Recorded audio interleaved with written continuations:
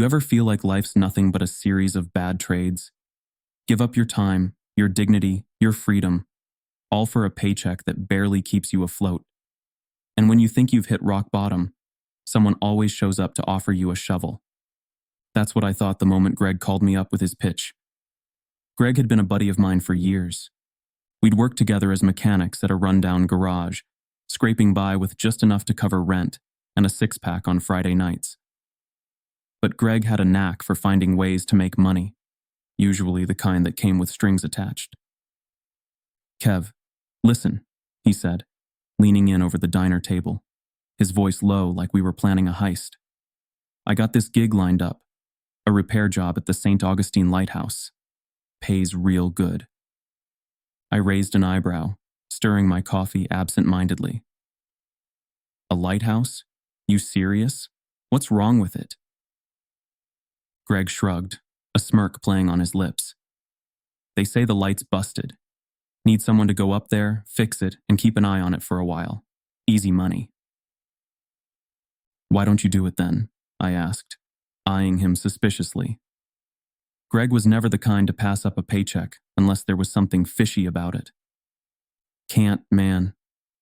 They want someone with more experience," he said, gesturing vaguely at me. "You're good with tools. Perfect for the job." Something about the way he said it didn't sit right with me, but I was desperate. Work had been slow, and the bills were piling up. A temporary gig, even one at a creepy old lighthouse, seemed better than nothing. "All right," I said finally. "What's the catch?" Greg's grin widened, and for a moment I thought I saw something flicker in his eyes, something cold and calculating. "No catch," he said, sliding a piece of paper across the table. "Just follow the rules." The lighthouse loomed over me like a sentinel as I pulled into the gravel lot. Its white and black stripes spiraled upward, cutting against the overcast sky. The ocean roared in the distance, the salty air heavy with the promise of rain. I stepped out of my truck, the gravel crunching under my boots, and stared up at the towering structure. It looked old, older than I'd expected. The paint was peeling in places, and the glass at the top glinted ominously in the weak sunlight. The keeper's quarters were just as run down, a single-story building with boarded-up windows and a sagging roof. It looked like it hadn't seen a human in decades. I pushed the door open, the rusty hinges groaning in protest. Inside, the air was damp and musty, the smell of mildew clinging to the walls. A desk sat in the corner, its surface cluttered with old logs and papers. On top of them lay a key and a folded piece of paper. I picked up the paper, unfolding it with a sense of unease. The handwriting was jagged, scrawled in thick black ink. "Rules for the lighthouse keeper. Rule 1. Always knock on the lighthouse door before entering, and wait until you hear 3 knocks in return.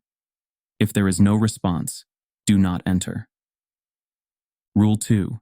When climbing the ladder, count the rungs aloud. If you reach 31 and are not at the top, descend immediately. Rule 3. Keep the lighthouse light spinning from sunset to sunrise. If it stops, relight it within 3 minutes, no matter what. Rule 4. Do not stand directly in the beam of the lighthouse light. Shadows in the light are not yours. Rule 5.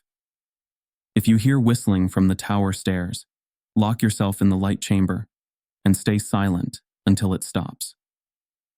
Rule 6. Do not look at the ocean between midnight and 3 a.m.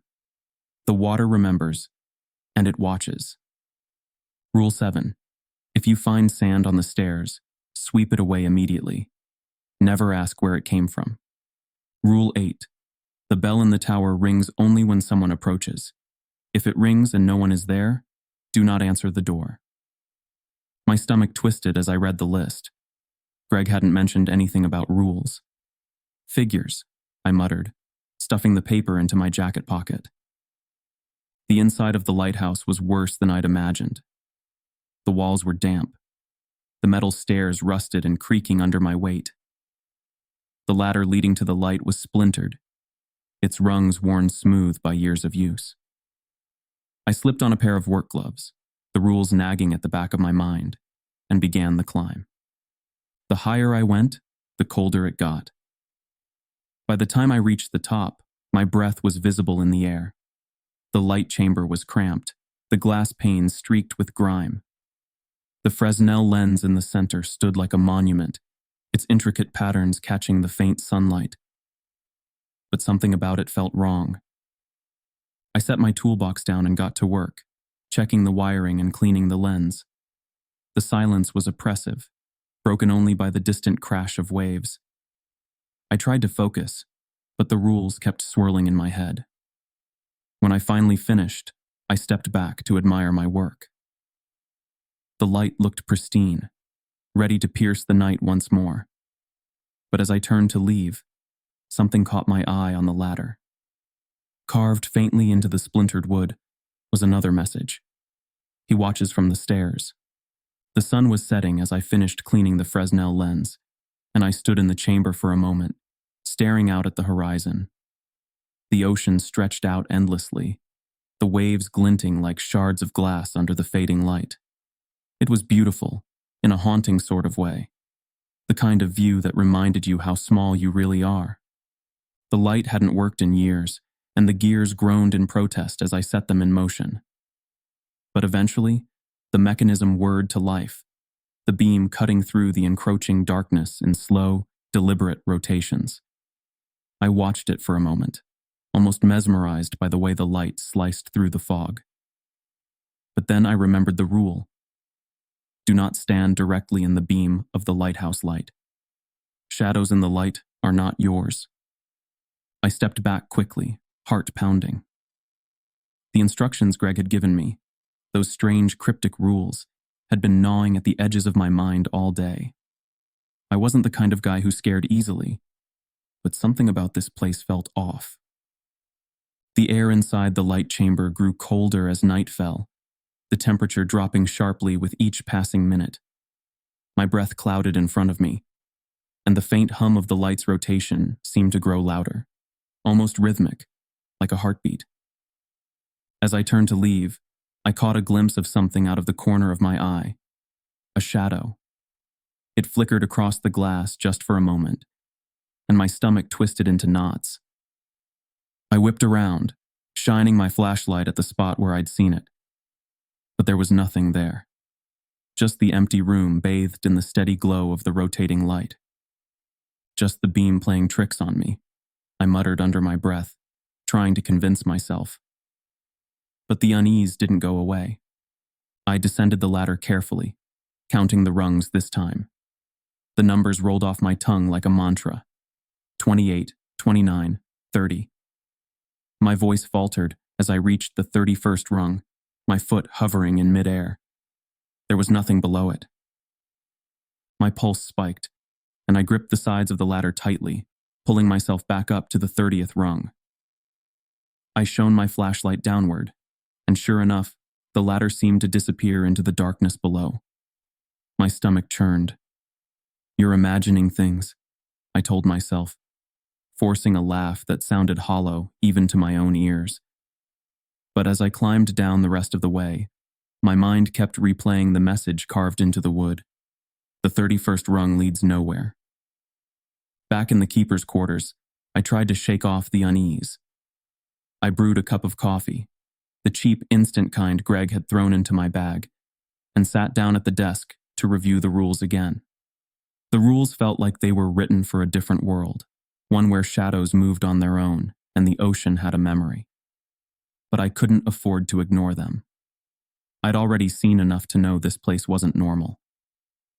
The night stretched on, the hours crawling by as I sat in the keeper's quarters, listening to the faint hum of the lighthouse. Every creak of the floorboards, every whisper of wind outside made my skin crawl. I couldn't stop thinking about the ladder, about that 31st rung that didn't exist. Then, just past midnight, I heard it. A low, haunting whistle drifting down the staircase from the light chamber. The whistle pierced the silence like a needle through fabric, long and drawn out, carrying a hollow quality that made the hairs on the back of my neck stand on end. It wasn't the wind, that much I knew. The sound was deliberate, too human and yet not. I froze, coffee cup halfway to my lips, as the whistle echoed again. It was closer this time, spiraling down the tower staircase in uneven intervals. My mind scrambled to remember the rules. If you hear whistling from the tower stairs, lock yourself in the light chamber and stay silent until it stops. But I wasn't in the light chamber. I was here in the keeper's quarters, alone, with no barrier between me and whatever was in the tower. The thought turned my veins to ice. My flashlight lay on the desk, its beam flickering faintly, and I grabbed it with shaking hands. The whistle sounded a third time, this one sharper and more urgent, as though whoever or whatever was making it wanted me to come closer. Against every rational instinct, I stood and moved toward the door that led to the tower staircase. The air grew colder with each step, and by the time I reached the threshold, I could see my breath clouding in front of me. The door was ajar, just enough to let the darkness beyond bleed into the dim light of the quarters. "Greg, if this is some kind of sick prank," I whispered under my breath, but my words trailed off. I knew Greg wasn't here. I was alone. Pushing the door open slowly, I shone my flashlight into the stairwell. The beam barely penetrated the inky blackness, casting long, jagged shadows on the damp walls. I stepped inside, the cold air biting at my skin, and the whistle came again, this time from above me. I craned my neck, aiming the flashlight upward, but the spiral staircase disappeared into the darkness. My heart pounded as I ascended the first few steps, each creak of the metal echoing like gunshots. I didn't know what I was expecting to find, but something deep in my gut told me I didn't want to know. Halfway up, I noticed something strange. Sand. A thin trail of it lined the steps, the grains shimmering faintly under the flashlight. My pulse quickened as I remembered the rule. If you find sand on the stairs, sweep it away immediately. Never ask where it came from. I didn't have a broom, and I sure as hell wasn't going back to the quarters to get one. Instead, I reached down and brushed the sand away with my gloved hand, watching as the grains tumbled over the edge and disappeared into the darkness below. The act felt wrong, like I was disturbing something that wasn't meant to be disturbed. The whistle came again, louder this time, and I froze. It wasn't coming from above anymore. It was behind me. Slowly, I turned, my flashlight trembling in my grip. At first, there was nothing, just the empty staircase spiraling downward. But then I saw it. A figure, faint and translucent, standing at the base of the stairs. Its outline shimmered like heat waves, its features blurred and indistinct.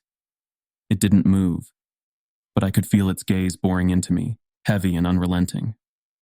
The whistle came again, though its lips didn't move.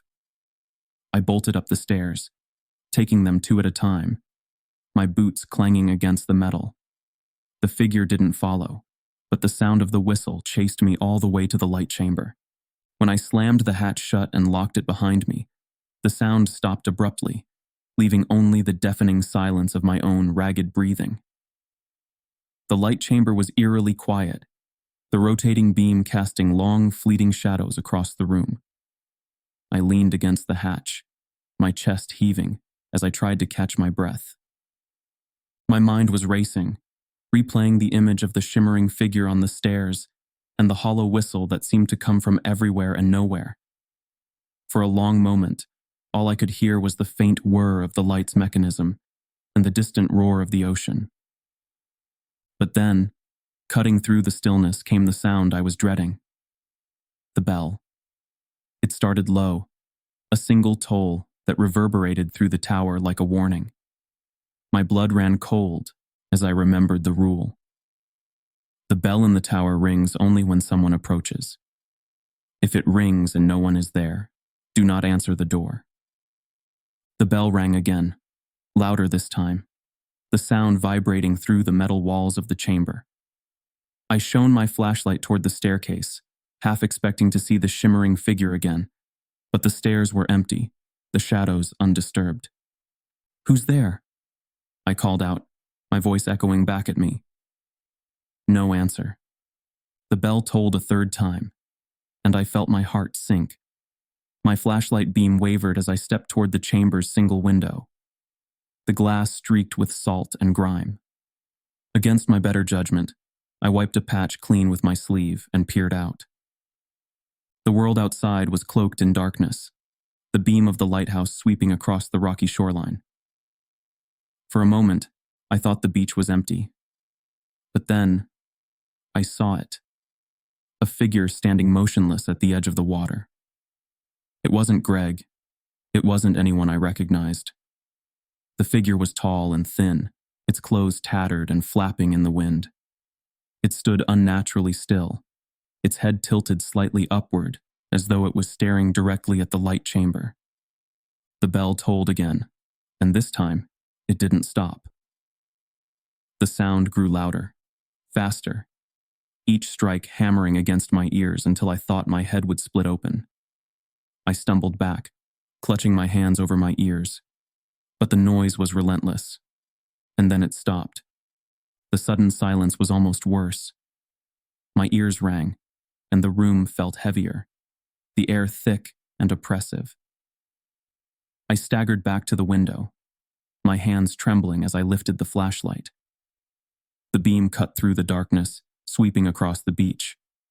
The figure was gone. The tension was unbearable. I tried to convince myself it was all in my head, that the rules were just some kind of elaborate joke, but deep down I knew better. There was something wrong with this place, something ancient and malignant that I couldn't begin to understand. I glanced at the light, its steady rotation offering the only semblance of normalcy.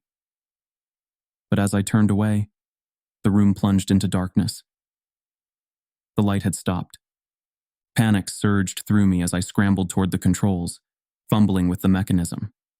The gears were jammed, refusing to budge no matter how hard I twisted the crank. The rule burned in my mind. If the light stops, relight it within 3 minutes, no matter what. I grabbed my toolbox, spilling its contents across the floor in my haste. My hands shook as I worked, sweat dripping down my face despite the freezing cold. The darkness pressed against the windows, and for a moment, I thought I saw something moving in the shadows, beyond the glass.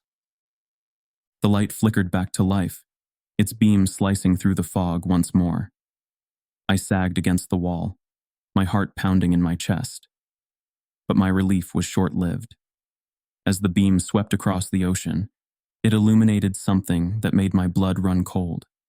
The figure from the beach was now standing on the rocks, closer to the lighthouse. Its head was tilted back, and though I couldn't see its face, I knew it was watching me. The hours dragged on, each second stretching into eternity. I stayed in the light chamber, too terrified to descend the stairs.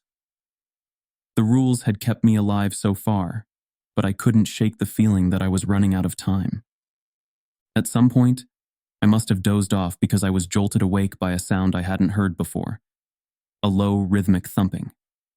It was faint at first, almost imperceptible, but it grew louder with each passing second. The sound was coming from below.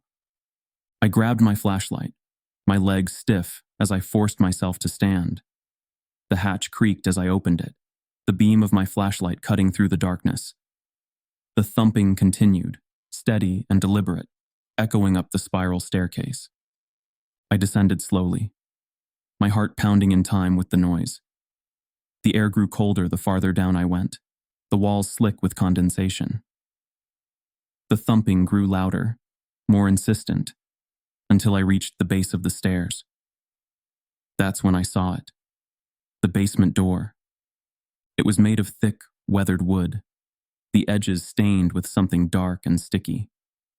The thumping was coming from the other side, each impact rattling the frame. A faint whispering seeped through the cracks, a language I didn't understand but instinctively feared. I backed away, the rules screaming in my mind. Under no circumstances should you descend into the basement. The door groaned, the wood splintering as though something was trying to force its way through. I turned and ran, the sound of splintering wood chasing me all the way back to the keeper's quarters. I locked the door to the keeper's quarters behind me, my hands trembling as I slid the bolt into place. My chest heaved with every breath, my thoughts racing in disjointed fragments. The thumping from the basement door, the shadow on the stairs, the figure on the rocks. It was all connected. The rules weren't just a list of superstitions. They were a shield barely holding back something far worse. The lighthouse groaned, the sound reverberating through the walls like a living thing. And then, as if to confirm my worst fears, the bell tolled again. I froze, the sound cutting through the silence like a blade. This time, the bell wasn't slow and deliberate. It was frantic, the chime ringing out in rapid succession as though someone were pulling the rope in desperation. I knew what the rules said. If the bell rings and no one is there, do not answer the door. But I wasn't thinking clearly. The sound was unbearable, each toll slamming against my skull like a hammer. Before I realized what I was doing, my hand was on the doorknob. "Don't," I whispered to myself, gripping the cold metal. "Don't open it." But then, as if answering my hesitation, a voice called out from the other side. "Kevin, it's me. Open the door." It was Greg. I yanked the door open without thinking, and my heart sank. The doorway was empty, the light from my flashlight spilling out into the fog, revealing nothing but the empty path leading to the tower. No Greg, no footprints, just the sound of the ocean crashing against the rocks below. I slammed the door shut, my pulse racing. "It's messing with me," I muttered under my breath, pacing the small room. "It's not real. It's just messing with me." But then I heard it, the thumping, louder than before, echoing up the staircase. It wasn't just from the basement anymore. It was coming from everywhere. The walls, the floors, the ceiling. The lighthouse itself seemed to shudder with every impact, as though whatever was in the basement had finally broken free.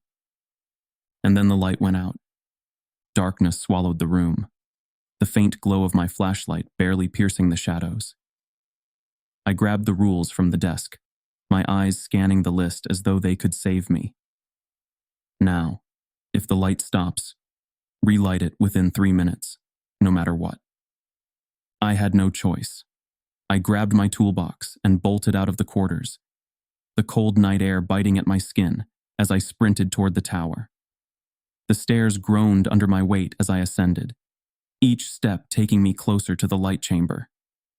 But the thumping followed me, louder and more insistent.